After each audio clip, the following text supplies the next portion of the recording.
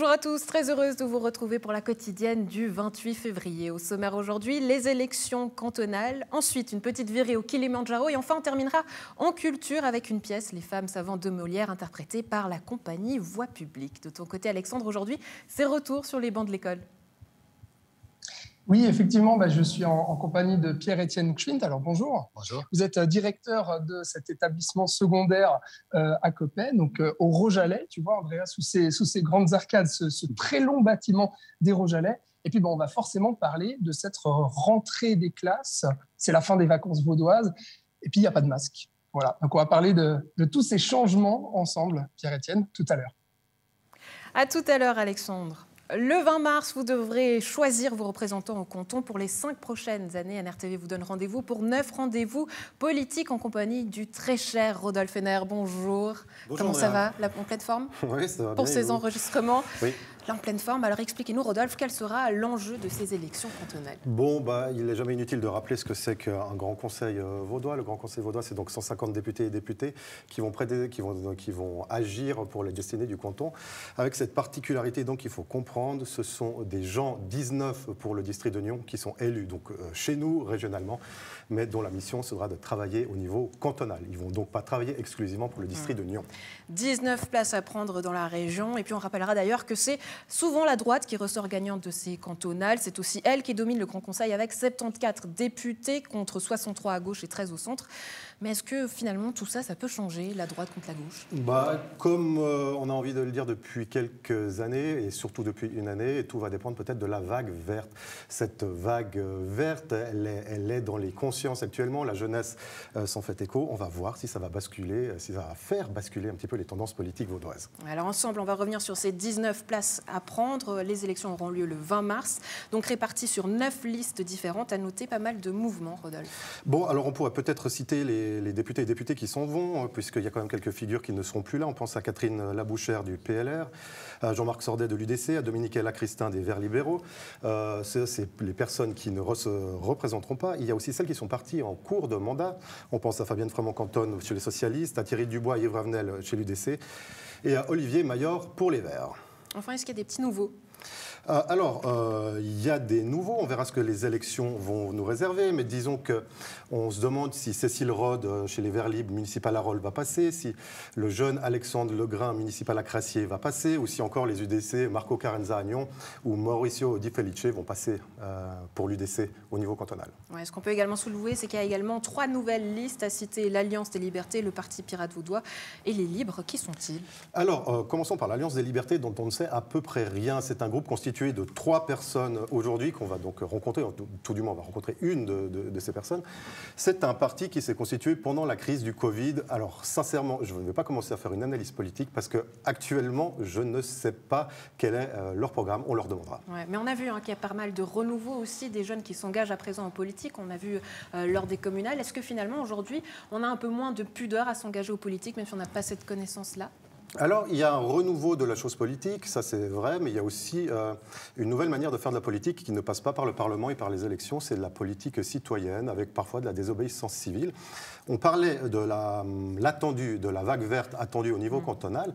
Il faut savoir si les Verts vont réussir à canaliser toutes ces énergies, puisqu'on s'en est rendu compte, les gens manifestent, les gens font des sittings, les gens occupent des espaces, et parfois ça a plus d'effet sur l'opinion qu'une motion déposée au Grand Conseil de Lausanne. On va voir si les jeunes croient encore à la politique. Ouais. En bref, le Grand Conseil renouvelle ses 150 parlementaires, dont 123 qui se représentent, mais la situation est inversée par rapport au Conseil d'État, où le coup de suspense est total. Alors, le Conseil d'État, donc c'est l'exécutif du canton, on verra bien ce qui se passe. Pendant plusieurs années, on a eu la gauche et la droite qui cohabitaient un petit peu avec Pierre-Yves Maillard et Pascal Broulis, qui disaient notamment qu'ils pratiquaient un compromis dynamique. Je crois que c'est la formule compromis dynamique. C'était une manière d'arrondir les angles. Effectivement, il y a des gens qui partent. Philippe Lebas, Pascal Broulis s'en vont, Béatrice Métro aussi. Il y a des sièges à reprendre. Il y a 25 candidats. Ça va être une vraie foire d'empoigne, même si on sait que sur les 25 candidats, allez, une petite dizaine ont des chances. Oui, Et tout ça, c'est à voir sur NRTV. Rodolphe Henner, vous donnez rendez-vous pour 9 capsules, une série de 9 rendez-vous politiques. Oui, alors l'enjeu, c'est qu'avec l'élection au Grand Conseil, il y a extrêmement beaucoup de candidats. On ne peut pas les recevoir, on ne peut pas organiser des débats non plus sans risquer l'iniquité. On a choisi d'inviter 9 représentants des partis, que ce soit des chefs de campagne ou de simples candidats, tout en demandant expressément à ce qu'aucun député ou députée sortante ne soit là. C'est-à-dire qu'on ne veut pas donner la chance à quelqu'un qui siège déjà au Grand Conseil d'être la vitrine de son parti. Oui, on se réjouit de vous voir un petit peu piquer ces candidats-là. Comment vous vous sentez avant justement de les recevoir? Non, mais je me sens évidemment très bien. On va surtout, ce sont de courtes séquences où c'est plutôt les candidats qui devront évoquer leur programme, leurs idées, du fait, du format. Je ne vais pas pouvoir réinventer la roue, mais enfin, on va essayer quand même de savoir quel est le fondement, les idées et voire même les ambitions de chaque liste. Ouais, merci d'avoir été avec nous, Rodolphe. On va retourner à Rojalet, retrouver Alexandre. Je crois que vous avez joué au foot. Là-bas. Hein, dites-nous tout de cette vie footballistique. Je fais partie non, mais au-delà de faire du foot, j'étais de la première génération qui était dans ce nouveau collège. Et oui, je me souviens très bien de tout ça. Pour moi, c'est tant de bons et de bons souvenirs avec quelques-uns moins bons. Est-ce que c'était votre directeur, M. Xfin? Est-ce que vous avez une petite anecdote d'ailleurs à nous raconter? Non, ce n'était pas lui le directeur, mais j'avais un directeur qui m'a beaucoup collé. Oui, j'ai eu une année où j'ai eu une quinzaine d'heures d'arrêt. J'ai vraiment cru que j'étais victime d'un acharnement à l'époque. C'était déjà d'époque, hein, toutes ces questions d'harcèlement. Comme quoi, ça revient, ça vient de loin. Ça fait partie de la grande histoire. Rodolphe, merci d'avoir été avec nous. Excellente journée. Alexandre, alors, comment cette rentrée des classes sans masque? Bon, alors déjà, effectivement, confirmation de Pierre-Étienne Xfin, qui n'était pas le directeur de Rodolphe Henner, mais qui me confirme que Rodolphe Henner était bien ici au Rojalet. Voilà, c'est pour la petite anecdote. Alors, cette rentrée des classes sans masque, effectivement, là, les élèves sont rentrés de leur semaine de vacances vaudoises avec cette merveilleuse nouvelle, alors qui a été donnée un tout petit peu avant qu'ils partent en vacances. Mais là, on imagine que cette rentrée des classes, elle a un goût particulier ici au Rojalet. Oui, c'est vrai que c'était le jeudi 17 février en fait, que l'annonce a été faite. Donc, du coup, c'était la libération. À la récréation, c'est vrai que beaucoup d'élèves n'avaient pas eu l'information tout de suite et du coup, ils ont jeté leur masque à terre. C'était un moment d'effervescence. Non, mais c'était un moment attendu et surprenant parce que c'était rapidement décidé. Ouais, et aujourd'hui, comment ils se sentaient les élèves? Comment ils étaient? Alors, moi, je dirais alors, la plupart des élèves sont sans masque. Très, très grande majorité. Il y a quelques élèves encore et quelques adultes avec leur masque parce que libre à eux, en effet, de le porter. Il n'y aura aucune restriction, évidemment, là-dessus. Et puis, du coup, il y a une satisfaction, une libération, puis en même temps, une petite inquiétude quand même qui reste par rapport à... Ça peut être en lien avec la vulnérabilité dans le monde de la famille ou de la personne elle-même. Ça peut être aussi le fait de ne pas être vacciné qui inquiète peut-être un petit peu plus. Voilà. Donc, je pense qu'il faut avoir du respect par rapport aussi à ces personnes qui le ressentent ainsi. Et au niveau du corps enseignant de cet établissement secondaire de Coppet, comment ça se passe pour vous? On imagine une libération aussi pour la direction, pour l'établissement, pour les professeurs. Oui, c'est vraiment ressenti comme ça. Et c'est vrai qu'enseigner à des adolescents avec la moitié du visage, la moitié de son propre visage et la moitié aussi du visage de ses interlocuteurs, c'est quand même très particulier. Et moi, je trouve qu'on a été endurants et vaillants, et particulièrement les élèves, les adultes aussi, à traverser cette année de masque. C'est quand même, ça a duré quand même plus de 12 mois. Et puis 2 ans avec cette pandémie. Alors là, pour le moment, c'est vrai qu'il y a cette liberté totale, avec quand même le point d'interrogation. Est-ce la fin de la pandémie? Nous le saurons peut-être dans quelques mois. Mais revenons sur ces 2 années passées. On imagine, pour vous, ça a été sans cesse devoir s'adapter, devoir prendre de nouvelles mesures, de nouveaux protocoles. Comment vous avez vécu ici, à Coppet, ces 2 années de pandémie au niveau de cet établissement? Alors, je me rappellerai le reste de mes jours, le vendredi 13 mars 2020, où on nous a annoncé en fait le confinement, donc la fermeture de l'école. C'était inimaginable. Donc, c'est vrai qu'on l'a fait. On a essayé de mettre en place des outils numériques avec l'aide du canton, évidemment. On n'était pas très préparé à ça, mais on a pu s'adapter. L'école à distance a fait la démonstration que ce n'est pas d'une bonne forme parce que finalement, ça creuse les inégalités. Donc, on ne l'a fait qu'une fois, heureusement. La bonne gestion, je pense, quand même, de la pandémie a permis de ne pas refermer les écoles. Ouais. Et le corps enseignant il a dû s'adapter effectivement pendant tous ces mois. Là, de pouvoir revenir, justement, on imagine que ça change beaucoup justement pour votre organisation à vous. Hein. C'est vrai qu'il y a eu beaucoup, pendant tout le long de la pandémie, il y a eu quand même beaucoup d'élèves absents pour différentes raisons, mais notamment des raisons liées avec la pandémie. Et puis d'enseignants aussi, donc on a dû beaucoup jongler pour les remplacements. Là, au mois de janvier 2022, c'était très compliqué par exemple. Il y avait beaucoup d'absents. Donc voilà, mais on a trouvé les ressources, l'énergie aussi pour s'organiser, et puis l'école a pu se donner relativement normalement. Mais maintenant, sans les masques, c'est vrai qu'on se rend compte à quel point on communique avec le visage, non seulement avec les yeux, mais avec la bouche, aussi le sourire, etc. Et tant mieux, ça fait plaisir. Et tant mieux aussi eh bien, pour votre collège ici à Coppet, puisque je sais que vous pouvez organiser des événements particuliers. Et à nouveau, d'avoir cette liberté au niveau des mesures. Je crois que vous pouvez avoir des événements culturels, notamment, que vous allez organiser. Qu'est-ce qui va se passer au-delà de l'école, bien sûr, ici au Collège de Coppet? Alors, c'est vrai qu'on a la chance d'avoir un théâtre, ici, qui est le théâtre de Terre-Sainte. Donc, on peut en bénéficier de manière privilégiée au niveau des écoles. Et c'est vrai que ça permet d'organiser des choses et on va pouvoir se replonger, même si on n'a pas tout à fait arrêté, puisqu'il y avait quand même certains événements qu'on a pu maintenir. On a dû beaucoup aussi supprimer ou reporter ou comme ça. Et puis là, dans un délai qui est celui du 11 mars, on va organiser pour nos plus grands élèves, les 11e, une projection du film Bigger Than Us, dans le cadre du Festival du film vert. La future présidente nous a gentiment proposé en fait une projection avec la venue de la réalisatrice Flore Vasseur et d'une protagoniste qui vient d'Ouganda, qui viendra particulièrement pour cet événement du Festival du film vert, qui s'appelle Winnie Pousshabe.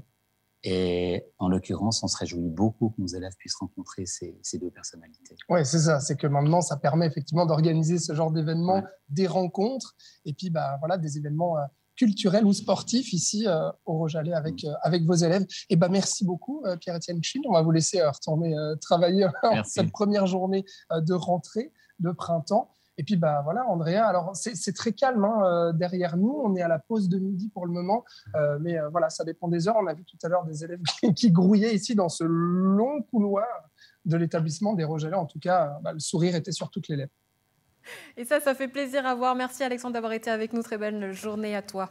Souvenez-vous, il y a quelques semaines, on faisait la rencontre de 7 randonneurs de la région avant leur grand départ pour le Kilimandjaro. Ils récoltaient notamment des fonds pour l'ONG Compassion Suisse. Alors ils sont sur place et forcément on a voulu savoir comment ça va. Christian, Nicolas, comment ça va?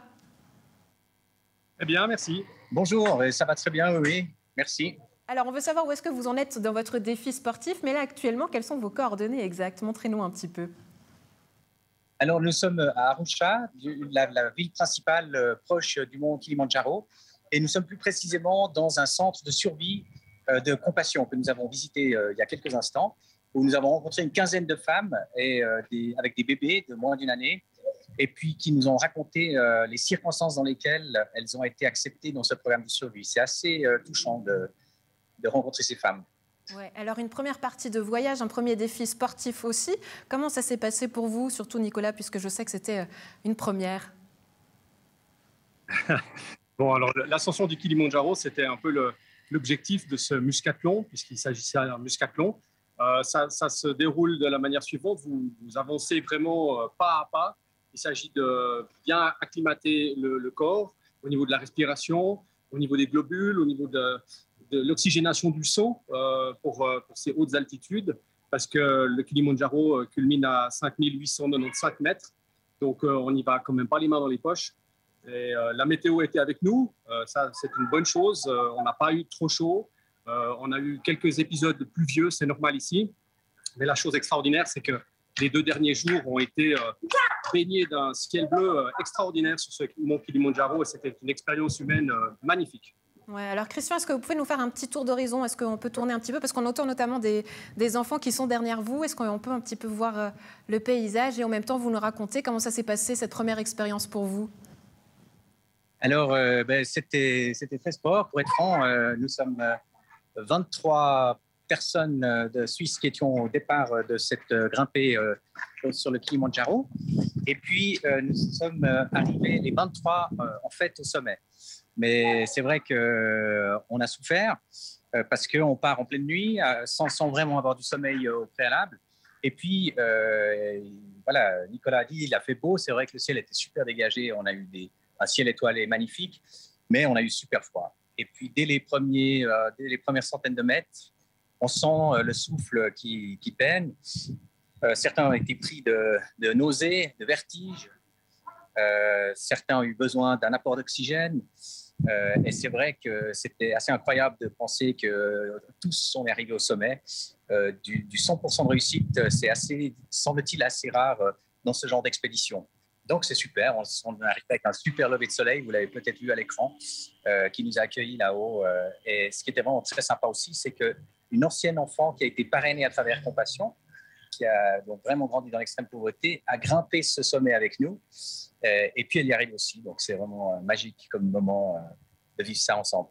Ouais, ben déjà un grand bravo, c'est vrai que c'était un défi sportif que vous aviez préparé depuis plusieurs semaines, mais c'était aussi une expérience à relever pour la suite du programme. Qu'est-ce qu'il en est? Alors au niveau de ce qu'on a pris comme engagement, c'était que chacun récolte des fonds pour finalement ce programme de survie en Tanzanie. Et c'est vrai que c'est assez incroyable de penser que plus de 300 femmes, 306 pour être précise, vont recevoir un soutien d'1 année pendant la grossesse, pour l'accouchement dans une structure médicalisée et pendant la première année de vie de leur bébé. Et c'est vraiment remarquable en fait ce qui s'est produit. Je suis très fier en fait des participants de ce muscathlon. C'est même la télévision nationale tanzanienne a fait un sujet sur nous parce qu'ils étaient tellement surpris qu'une poignée de Suisses arrive à faire une telle différence dans la lutte contre l'extrême pauvreté dans ce pays. C'est génial. Alors Nicolas, vous qui avez déjà fait plusieurs voyages aussi avec Compassion Suisse, est-ce qu'il y a quelque chose qui vous a particulièrement marqué cette fois-ci? Oui, on a eu l'occasion de faire cette ascension avec 2 anciennes filles qui ont été parrainées dans leur jeunesse. Et on a eu l'occasion de passer une soirée avec elles en particulier. Elles nous ont témoigné de leurs conditions de vie et en fait de leurs nouvelles conditions de vie suite à l'intervention de Compassion, les sortir de cette pauvreté incroyable dans laquelle elles vivaient. Et ça n'a absolument rien de montagnard, mais ça m'a profondément touché. Et ça donne du sens à cette ascension du Kilimandjaro, qui est, OK, une montagne à gravir, mais certaines personnes ont leur propre montagne à gravir, à déplacer pour s'en sortir. Parce que les situations de vie de certaines de ces personnes n'appelaient qu'une unique solution, la faim. Voilà. Donc ça m'a énormément impacté. Ouais, Christian, Nicolas, on était très heureux de vous avoir avec nous. Le retour, c'est prévu pour quand? Dans quelques heures, on prend l'avion et on revient en Suisse. Il fait chaud en Suisse ou bien il faut qu'on mette un pull? Alors, beaucoup de vent, mais je vous avoue qu'il y a soleil. Donc, ramenez-nous encore un peu de soleil, ça nous fera tous un peu de bien. Merci beaucoup d'avoir été avec nous. À très bientôt et surtout, bon voyage. Merci, bonne journée, à bientôt, au revoir. Et du sport, on passe à la culture avec Voix publique. Sur scène les 2 et 3 mars au Théâtre de Grandchamp, la compagnie présente Les Femmes savantes de Molière, une comédie qui questionne la place et le rôle des femmes dans la société. On en parle avec nos 2 invités. Venez seulement, vous pouvez nous rejoindre sur le plateau. D'un côté, Vincent Bogniot, vous êtes le metteur en scène. Bonjour. Bonjour. De l'autre côté, Corinne Doré-Berthier, vous êtes fondatrice et co-directrice de l'association Écoute Voir, puisque le spectacle sera retransmis et aussi partagé dans une fonction dans un mode un peu particulier. On va en parler d'ici quelques instants grâce à l'association Écoute Voir. Mais déjà, parlons du spectacle qui sera joué ce 2 et 3 mars. Vincent, jouer Molière, un sacré personnage. Mais qu'est-ce qui vous plaît tant chez ce personnage? Parce que je sais que vous en êtes un amoureux. Eh bien, écoutez, moi j'ai un peu grandi là-dedans, dans le théâtre, avec mes parents qui étaient aussi comédiens. Donc j'ai été très tôt sensibilisé, notamment aux grands textes de répertoire, et notamment Molière. Il se trouve qu'il y a une dizaine d'années, j'avais voulu faire un spectacle qui tournait beaucoup, qui pouvait se jouer sur des tréteaux, et c'était une petite forme comme ça. Je me suis dit, pour les comédiens, j'avais monté Les Précieuses Ridicules, qu'on avait joué beaucoup dans la région, dans plein d'endroits. Que ce soit des cours d'école, dans la rue, dans des théâtres. Enfin, c'était vraiment une petite forme comme ça, adaptable. Et je me suis dit, tiens, quelques années plus tard, je referais bien un petit Molière, Et en fait, c'est le grand patron de la langue française. C'est quand même un sacré défi. Est-ce que vous vous permettez justement certaines libertés? Oui, alors je finis juste, effectivement, avec il se trouve que Les Femmes Savantes sont la suite, en gros, des Précieuses Ridicules. Oui, je me permets des libertés, si j'ose dire, c'est-à-dire que j'essaye de... C'est un peu mon travail en général, c'est que j'essaye de ramener, notamment sur des textes du répertoire, des résonances contemporaines. J'adapte, disons, avec notamment sur cette pièce-là, qui est un gros morceau, hein, Les Femmes Savantes, avec beaucoup de thématiques, beaucoup d'acteurs, beaucoup de personnages. Et je ne fais pas une mise en scène, disons, d'époque. J'essaie de ramener, en fait, à des thématiques contemporaines, à un traitement contemporain, tout en gardant vraiment l'essence même du propos et en respectant au mieux le texte. Ouais, parce que d'ailleurs, quand vous dites que vous parlez de Molière, vous dites relire, écouter, apprécier Molière, c'est tous nous connaître, c'est retrouver avec délectation cette grande musique propre à nos humanités. Pourquoi ? Parce que Molière est encore absolument pertinent. Même, c'est pas pour rien qu'en fait, 400 ans plus tard, des grands auteurs comme Tchekhov, Molière continuent de nous parler parce qu'ils ont su disséquer en fait le genre humain de manière si sensible et si pertinente que ça continue de nous interroger, et ça continue de nous accompagner. Donc c'est toujours une redécouverte. On a l'impression, on dit mais Molière, il a tellement été monté, mais en fait, quand on s'y colle et quand on essaie de rentrer dans cette matière, on trouve toujours des choses. C'est extraordinaire. C'est-à-dire qu'on creuse et on découvre encore. Et c'est d'une telle clairvoyance et d'une telle... C'est tellement un exercice d'auteur extraordinaire. On voit Molière quand on le travaille et quand on l'entend. On peut imaginer Molière. Il y a 400 ans, c'était son anniversaire là, de sa naissance il y a quelques semaines. Et on le voit. Ça a mis carrément au goût du jour. Hein. Tout le monde en parle vu que c'est ce 400e anniversaire. Oui. Mais est-ce qu'on l'avait un peu oublié ? Je pense pas. Alors peut-être en Suisse romande, il est peut-être un peu moins monté qu'en France. Je pense pas. Je pense qu'il reste vraiment là. Il se trouve que depuis quelque temps, on l'avait un peu moins monté, me semble-t-il. C'est très bien. C'est très bien que ça revienne maintenant. Moi, je crois que j'ai ouvert les feux, hein, parce que il y a eu, je crois, d'autres metteurs en scène qui ont monté des extraits. Mais moi, dans le texte, j'ouvre les feux pour l'année 2022. Je crois qu'il y a d'autres mises en scène cette année, mais en ce qui concerne le texte, c'est-à-dire en entier, c'est un peu moi qui ouvre les feux cette année. Alors, vous partagerez la scène avec l'association Écoute Voir, puisque la représentation du 3 mars est accessible en audio-description grâce à l'association. Une visite des décors destinés aux personnes avec un handicap visuel est proposée avant la représentation. Mais quel est leur travail ? On était allé filmer justement il y a quelques années un spectacle. On regarde les images et qu'est-ce que ça donne ? La femme installe un banc au milieu de la scène. Sur le banc, on distingue une tête de mort. La femme pose une statuette au pied du banc, au sol de 3/4. La femme derrière elle vient glisser dans la main gauche de Frida un petit fanion mexicain et dans sa main droite une cigarette que Frida porte à ses lèvres. La lumière décline. Chacun d'un côté, il soulève la structure jusqu'à ce que Frida se retrouve à la verticale, scotchée à la banquette, les yeux clos, un bras replié sur le coussin. Alors Corinne, c'était déjà vous qui étiez à la tête de l'association quand on était venu voir ce spectacle à Rolle. Aujourd'hui, vous jouez un autre, Les Femmes Savantes, on le disait, au Théâtre de Grandchamp. Comment se porte l'association ? L'association se porte bien. On a pas mal développé depuis le moment où on était à Rolle, justement. C'est-à-dire que maintenant, on a fusionné avec une deuxième association qui fait de l'interprétation en langue des signes. C'était l'ancien projet Sourds et Culture, basé justement dans votre région. Et on a développé aussi de l'audiodescription de danse et du surtitrage pour les personnes malentendantes avec une nouvelle chef de projet qui s'occupe de ce projet-là. Donc on a beaucoup développé, je dirais, même si on a souffert également du Covid, forcément, puisqu'il y a eu beaucoup d'annulations de représentations. Ouais, justement, cette période de pandémie, comment est-ce qu'elle s'est passée pour l'association ? Comme c'était le moment de la fusion, on avait un petit peu moins de travail dans les théâtres. On en a profité pour refaire notamment tout notre site internet afin qu'il soit vraiment accessible pour les 3 publics cibles que nous avons, donc les personnes en situation de handicap visuel, mais les personnes en situation de handicap auditif, si elles sont sourdes et qu'elles parlent la langue des signes, que ce soit adapté aussi pour elles avec des petits films en audio, et puis pour les personnes malentendantes avec du surtitrage notamment. Oui, alors on voit là à l'image ces moments de rencontre aussi entre les comédiens et le public. On voit que c'est des moments presque privilégiés qu'on avait pu assister. Est-ce que ces moments de rencontre, qu'est-ce qui permettent selon vous, plus que ces échanges ? Alors ces moments de rencontre sont essentiels, donc c'est des visites de plateau. Elles permettent aux personnes en situation de handicap visuel de prendre des points de repère avant de voir la pièce. C'est-à-dire qu'elles vont découvrir l'espace scénique, comment les comédiens vont pouvoir évoluer sur la scène en fonction de la taille du décor, comment il est placé, et puis de se rendre compte des volumes des accessoires, des textures des tissus, des costumes. Voilà, ainsi elles ont quelques points de repère pour suivre la pièce ensuite. Après, pendant la pièce, les audiodescripteurs la suivent en direct. Ils parlent dans un micro et les personnes malvoyantes et aveugles ont un casque sur les oreilles dans lequel elles entendent justement les éléments visuels qui sont décrits en principe entre les dialogues des comédiens. Tout l'enjeu, c'est ça, hein, c'est finalement faire les descriptions entre les dialogues des comédiens pour que tout puisse être suivi.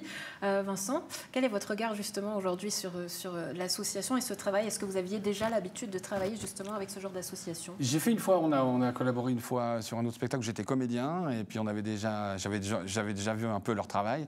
Là, ça va être une première collaboration en tant que metteur en scène, je me réjouis. Non, je trouve ça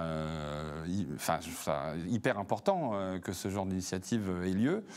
Je crois qu'en plus, on espère qu'on sort d'une pandémie et que tout va rentrer dans l'ordre et que les spectateurs vont revenir en masse dans les théâtres. Et je crois que tous les publics, j'espère, puissent y revenir. Et notamment, ce genre d'initiative accompagne.